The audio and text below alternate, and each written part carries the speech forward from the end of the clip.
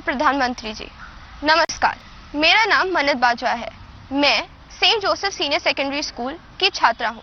मेरा आपसे प्रश्न यह है कि जब मैं अपने आप को आप जैसे प्रतिष्ठित स्थान पर रखकर कल्पना करती हूँ, जहाँ भारत जैसे देश को चलाना, जहाँ इतनी बड़ी जनसंख्या है और जहाँ अपनी राय रखने वालों की बहुतायत है, आपके बारे में नकारात्मक राय रखने वाले लोग भी हैं।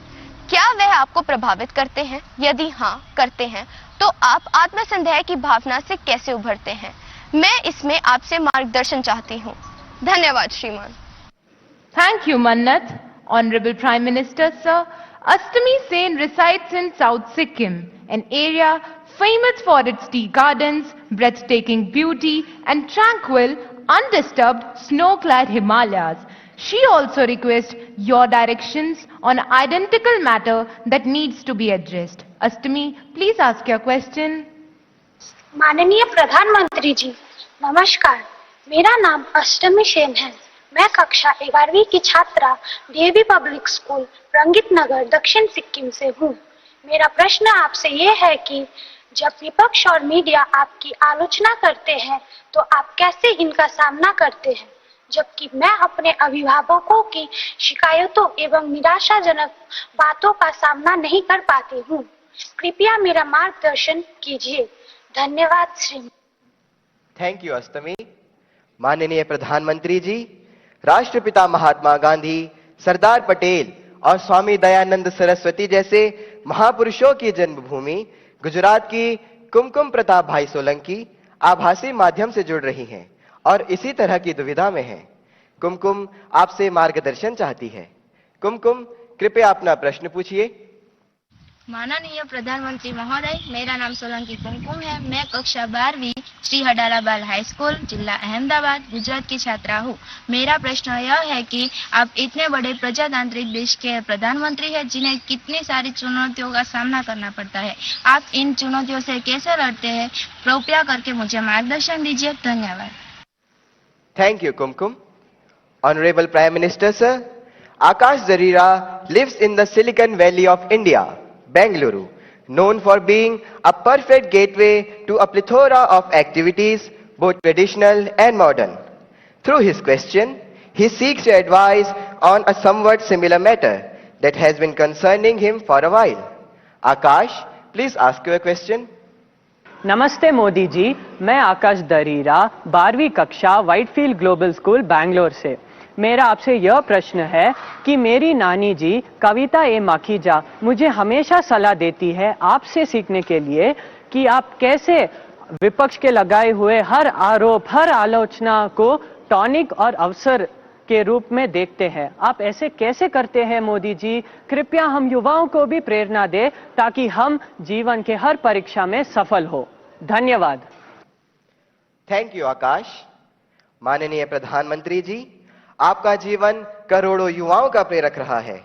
मन्नत, अष्टमी, कुमकुम और आकाश जीवन में आने वाली चुनौतियों में कैसे सकारात्मक रहकर सफलता प्राप्त करें, इस विषय पर आपका अनुभव जानना चाहते हैं। कृपया मार्गदर्शन करें। माननीय प्रधानमंत्री जी। आप लोग एग्जाम देते हैं और घर आकर के जब परिवार के साथ या दोस्तों के साथ बैठते हैं, कभी टीचर से निकट नाता है उनसे बैठते हैं और कोई सवाल का जवाब ठीक नहीं आया तो आपका पहला रिएक्शन होता है ये आउट ऑफ सिलेबस था। यही होता है ना? तो ये भी आउट ऑफ सिलेबस है।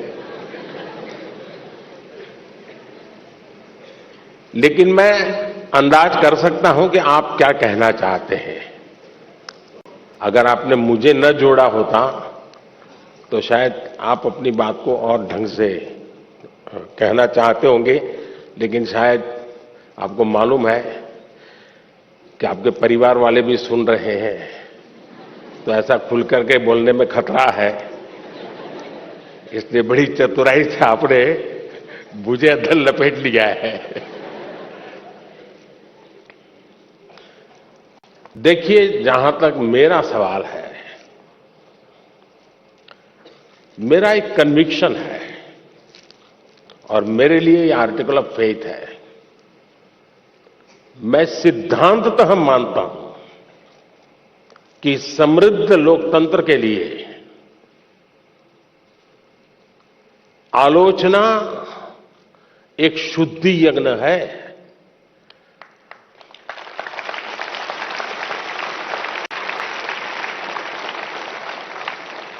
आलोचना ये समृद्ध लोकतंत्र की पूर्व शर्त है और इसलिए आपने देखा होगा आज टेक्नोलॉजी में ओपन सोर्स टेक्नोलॉजी होती है, मालूम है ना? ओपन सोर्स होता है, उसमें सब लोग अपनी अपनी चीजें डालते हैं और ओपन सोर्स टेक्नोलॉजी के माध्यम से ये अलाउ किया जाता है कि देखिए भी हमने किया है, हम यहां जाकर के अटके हैं, हो सकता है कुछ कमियां होगी, तो लोग उसके अंदर अपने अपने टेक्नोलॉजी को इंसर्ट करते हैं और काफी लोगों के प्रयास से वो एकदम से समृद्ध एक सॉफ्टवेयर बन जाता है। ये ओपन सोर्स आजकल बहुत ही ताकतवर एक इंस्ट्रूमेंट माना जाता है। उसी प्रकार से कुछ कंपनियां अपनी प्रोडक्ट को मार्केट में रखती हैं और चैलेंज करती है कि उसमें जो कमियां हैं वो दिखाएगा, उसको हम इनाम देंगे। बाउंड सिस्टम की व्यवस्था खड़ी हुई है। इसका मतलब ये हुआ कि हर कोई चाहता है कि कमियां जो हो उससे मुक्ति का रास्ता कोई इंगित करे तो होगा ना। लेकिन कभी कभी क्या होता है,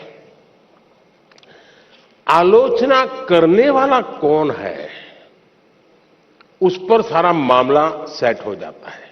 जैसे मान लीजिए आप यहां स्कूल के अंदर फैंसी ड्रेस कंपटीशन है और आपने बड़े चाव से बढ़िया फैंसी ड्रेस पहन करके गए और आपका प्रिय दोस्त है, एकदम प्रिय दोस्त, जिसकी बात आपको हमेशा अच्छी लगती है, वो कहेगा यार तुमने ऐसा क्या पहना, ये अच्छा नहीं लग रहा है। तो आपका एक रिएक्शन होगा। और एक स्टूडेंट है जो आपको थोड़ा कम पसंद है, नेगेटिव वाइब्रेशंस हमेशा आते हैं उसको देखते ही, आपको उसके बातें बिल्कुल पसंद नहीं है, वो कहेगा देखो ये क्या पहन के आया है, कैसे पहनते हैं क्या। तो आपका एक दूसरा रिएक्शन होगा। क्यों? जो अपना है वो कहता है तो आप उसको पॉजिटिव लेते हैं उस आलोचना को, लेकिन जो आपको पसंद नहीं है वो वही कह रहा है, लेकिन आपको गुस्सा आता है, तू कौन होता है, मेरी मर्जी। ऐसा ही होता है ना। उसी प्रकार से आप आलोचना करने वाले आदतन करते रहते हैं तो उनको एक बक्से में डाल दीजिए, दिमाग खपाइए मत ज्यादा, क्योंकि उनका इरादा कुछ और है। अब घर में आलोचना होती है क्या? मैं समझता हूं कुछ गलती हो रही है। घर में आलोचना नहीं होती है, यह दुर्भाग्य का विषय है। आलोचना करने के लिए मां बाप को भी बहुत अध्ययन करना पड़ता है, आपको ऑब्जर्व करना पड़ता है, आपके टीचर को मिलना पड़ता है, आपके दोस्तों की आदतें जाननी पड़ती है, आपकी दिनचर्या को समझना करना पड़ता है, आपको फॉलो करना पड़ता है, आपका मोबाइल फोन पर कितना टाइम जा रहा है, स्क्रीन पर कितना टाइम जा रहा है, सारा बहुत बारीकी से कुछ न बोलते हुए मां बाप ऑब्जर्व करते हैं। फिर कभी आप किस अच्छे मूड में होते हैं वो देखते हैं, और जब अच्छे मूड में होते हैं, अकेले होते हैं, तब प्यार से वो कहते हैं अरे यार देख बेटे तुझमें इतनी क्षमता है, इतना सामर्थ्य है, देख तेरी शक्ति यहां क्यों जा रही है। तो वो सही जगह पे वो रजिस्टर होता है। वो आलोचना काम आ जाए। लेकिन आजकल माँ बाप को टाइम नहीं है, वो आलोचना नहीं करते, टोका टोकी करते हैं। और जो गुस्सा आपको आता है ना, वो टोका टोकी का आता है। कुछ भी करो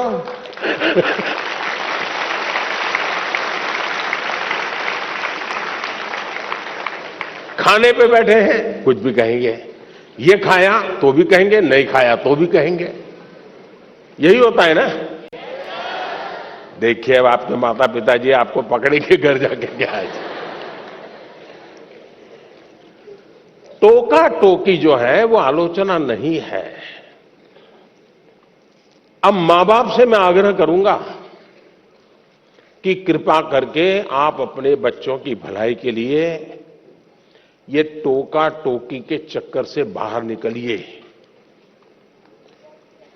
उससे आप बच्चों की जिंदगी को मोल्ड नहीं कर सकते हैं।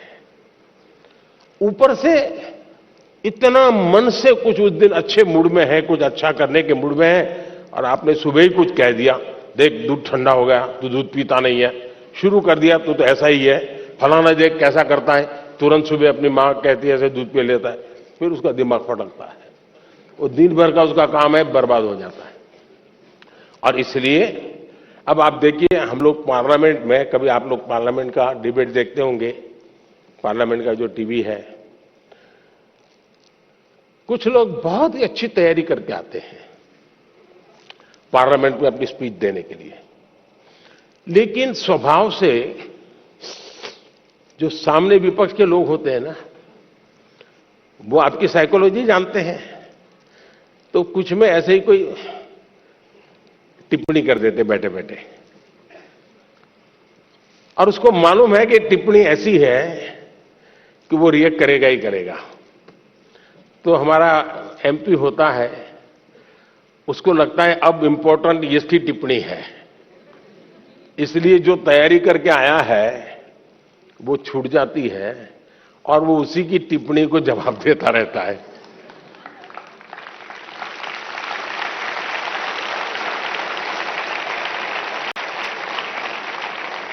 और अपना पूरी बर्बादी कर देता है।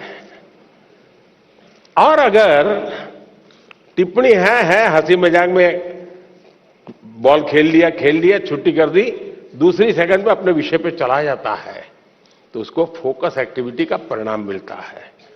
और इसलिए हमें अपना फोकस छोड़ना नहीं चाहिए। दूसरी बात है, देखिए आलोचना करने के लिए बहुत मेहनत करनी पड़ती है, बहुत अध्ययन करना पड़ता है, उसका एनालिसिस करना पड़ता है, कंपैरिजन करनी पड़ती है, भूतकाल देखना पड़ता है, वर्तमान देखना पड़ता है, भविष्य देखना पड़ता है, बड़ी मेहनत करनी पड़ती है, तब जाके आलोचना संभव होती है। और इसलिए आजकल शॉर्टकट का जमाना है। ज्यादातर लोग आरोप करते हैं, आलोचना नहीं करते हैं। आरोप और आलोचना के बीच में बहुत बड़ी खाई है। हम आरोपों को आलोचना न समझे। आलोचना तो एक प्रकार से वो न्यूट्रिएंट है जो हमें समृद्ध करता है। आरोप वो चीजें हैं जिसको हमने आरोप लगाने वालों को गंभीरता से लेने की जरूरत नहीं है, समय बर्बाद की जरूरत नहीं है। लेकिन आलोचना को कभी लाइट नहीं लेना चाहिए, आलोचना को हमेशा मूल्यवान समझना चाहिए। वो हमारी जिंदगी को बनाने के लिए बहुत काम आती है। और अगर हम ईमानदार हैं, हमने प्रामाणिक सत्यनिष्ठा से काम किया है, समाज के लिए काम किया है, निश्चित मकसद के लिए काम किया है, तो आरोपों की बिल्कुल परवाह मत कीजिए दोस्तों। मैं समझता हूं आपकी एक बहुत बड़ी ताकत बन जाएगी। बहुत बहुत धन्यवाद।